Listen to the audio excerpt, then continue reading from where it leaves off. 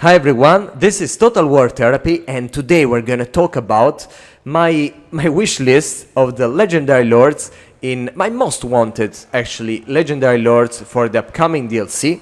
Feel free to share your opinions in the comments. I will probably make another video about that in the future with all your comments, just to check what's the most wanted legendary lords in all the community. So please don't forget to subscribe and leave your comment, and let's start.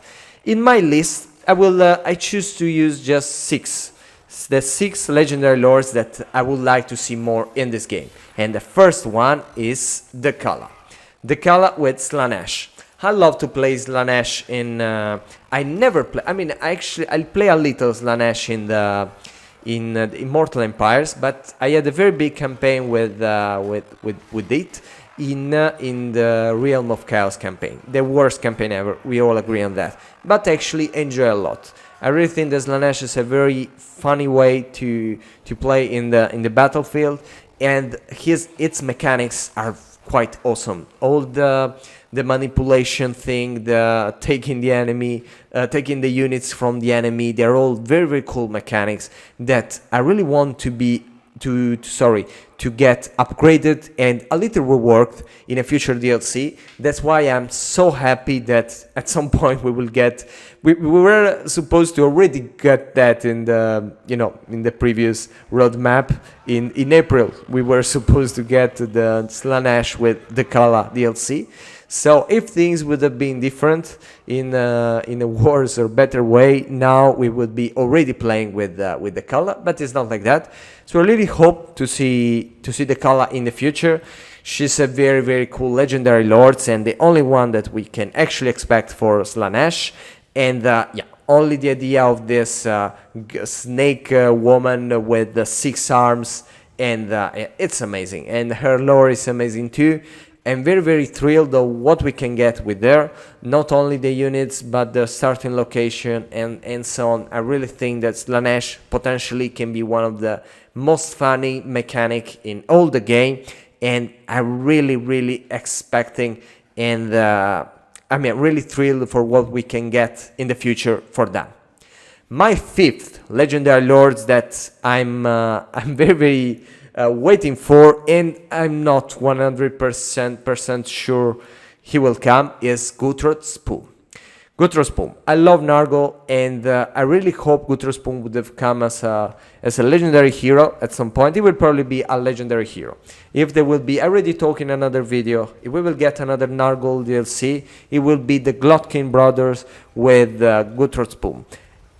For me, I mean, it will probably be a legendary hero, but I still hope it will be a legendary lord, and I will explain you why. Because, as you know, Gorspo is the commander of the fleet of Nargol, the naval power of Nargol. That is something that sounds crazy for Nargol or any chaos factions, but it's that.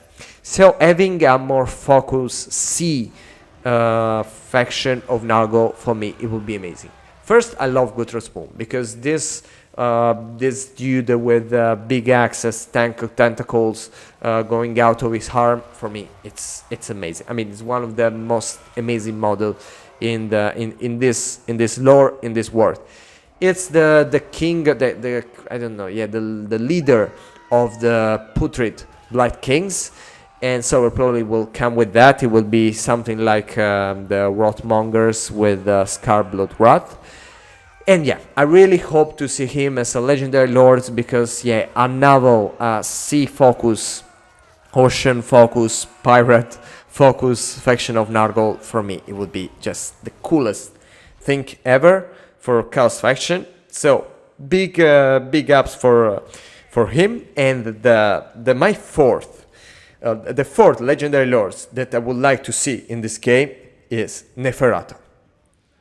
My first and my most wonderful Vampire Counts campaign I played when I was in Budapest. I remember that because I was going to disco and do things all the time. But then in the afternoon, between the work and the disco, I was always taking a moment to play the campaign with the Vampire Counts. And I love it. I really, really love it.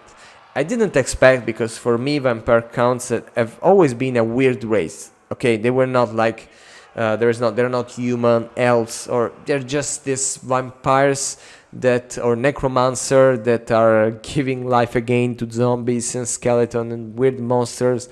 I didn't like it, but when I played that, I don't know, their campaign, their lore, and even their play style for what was amazing, and I really loved that. And at the same time, I felt there was something missing. My armies were started to be a little too repetitive, and yeah, things like that. So I really think that with an upgrade, and with the Neferata starting her campaign in the Darklands, I mean, at least it looks like, I really have big expectation. I mean, I'm not happy to play against dwarves, chaos dwarves and normal dwarves in the Neferata campaign, because she's just surrounded by dwarves of any kind, and this is not good.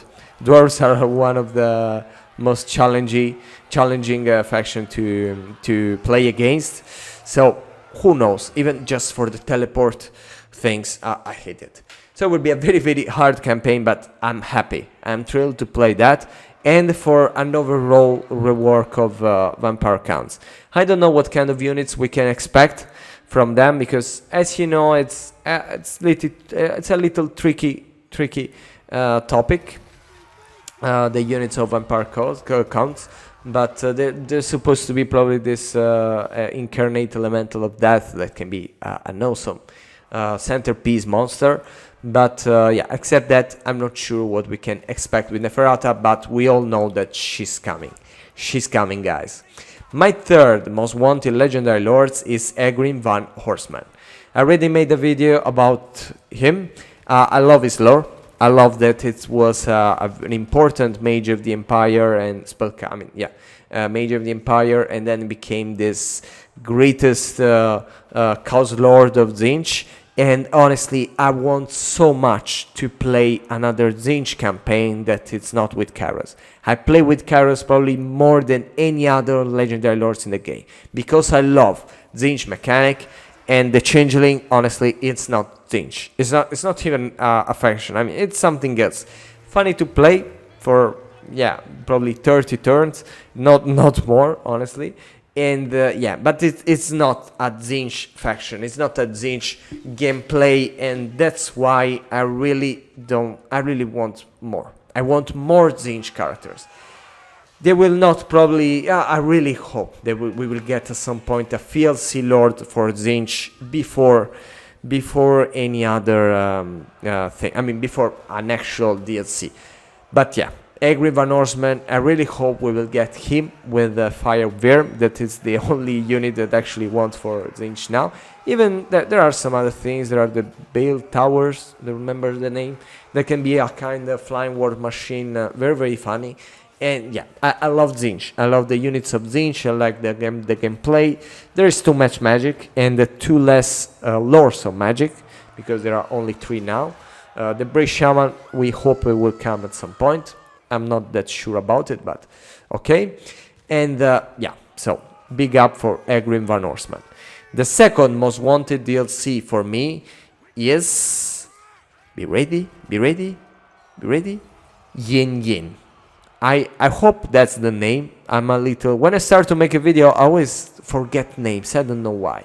Yin Yin, the sea dragon, even the Monkey King actually, but Yin Yin, I mean, my idea of this woman with probably a bow, an archer, that at the same time can turn into sea dragon, like the Pokemon Gyarados. I mean, you probably get what I mean. For me, it would be the best thing ever. Like for Saitang, when I just heard Saitang mentioned, I say, okay, it's my favorite legendary hero in all the game. And when I heard about Yin Yin, I say, okay, she's my favorite legendary lord in all the game. I'm really waiting to see her. I like the thing that will be probably a sea faction. I don't know with what kind of actual mechanic, but yeah, with all new Cathay units. In this case, yeah, probably Yin Yin with the Monkey King. I mean, I really looking forward to play with monkeys in Cathay and destroying all the other dragons with those.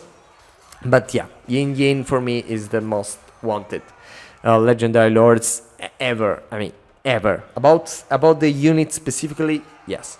And I really expect another rework of the map of Cathay. As I said in the previous video, I like the mechanics of Cathay. I think they're fine.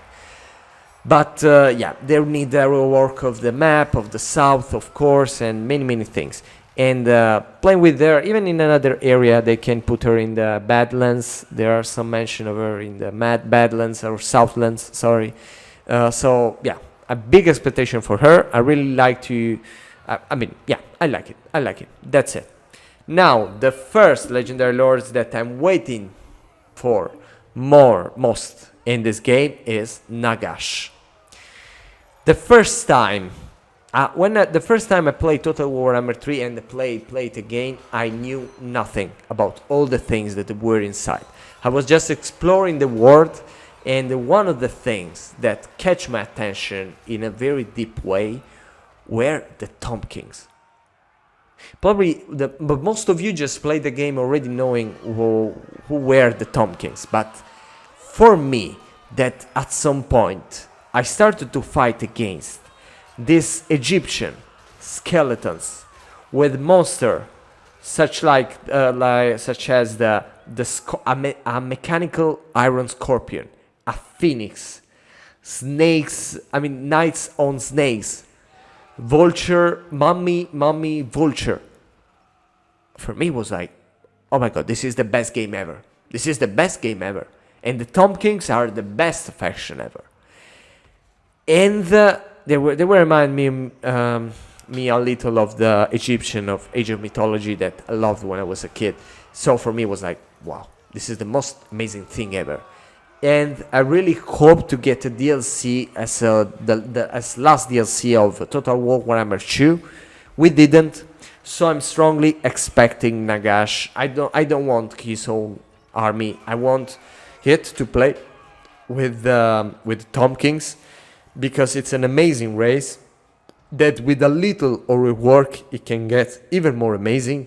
And yeah, with Nagash, that we don't know in which actual form it will come, in the old world model, or sorry, with the old world model or the Age of Sigmar or End Time, model. I mean, there are many ways we can finally get Nagash, but that's my most wanted legendary lord. As I say, not for the unit specifically, but for all the things that he will bring with him. Thank you for following in this video, and see you very soon. We hope that some news about, maybe when I will release this video, there will be already news for Total War, for the new DLC. So, who knows, but thank you for following me, and see you very soon.